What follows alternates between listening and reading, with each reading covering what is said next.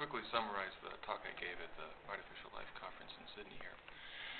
I'm interested in studying cultural evolution, in part because I want to compare cultural evolution with biological evolution. In order to do this, we need some kind of a yardstick to use to make the comparison. So, the first part of this project involved creating such a yardstick.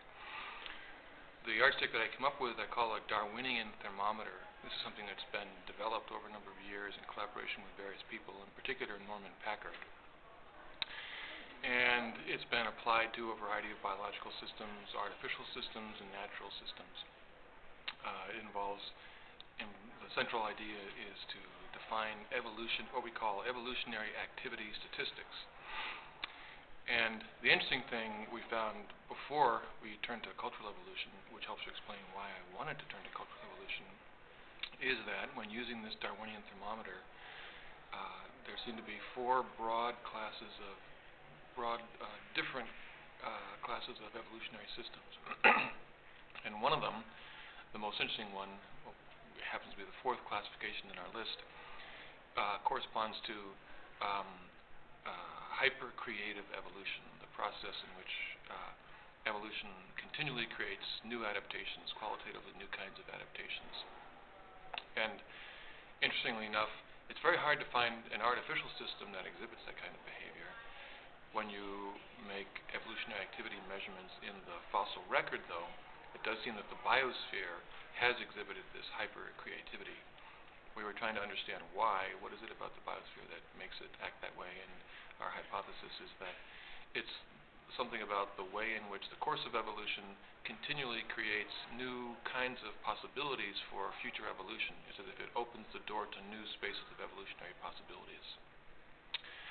If that hypothesis is right, we thought then cultural evolution may well exhibit the same kind of behavior, because that kind of mechanism seems to be at work in cultural evolution too.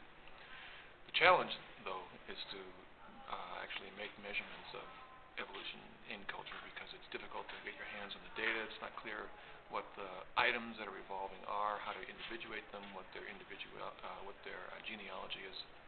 And we decided to finesse those problems by focusing on technological evolution as evidenced in the patent record. So we looked at we did a pilot study looking at the last 6 years of technological evolution as reflected in the United States patent database, patent records. There are a little under 1 million patents issued over that period, and we made evolutionary activity measurements in them. And it turns out that first of all, it's possible to make these measurements, and you can then compare the results with the measurements you find in artificial models and in biological natural systems. When we actually then tried to classify cultural evolution, it turns out that the results are ambiguous.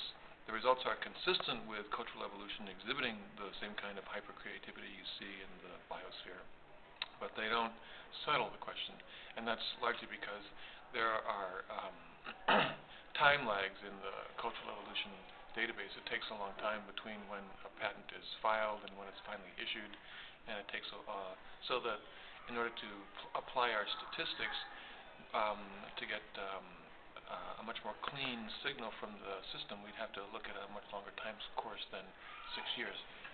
So, as I say, the results are consistent with being hypercreative evolution, but they might not be. We need to gather more data to be sure.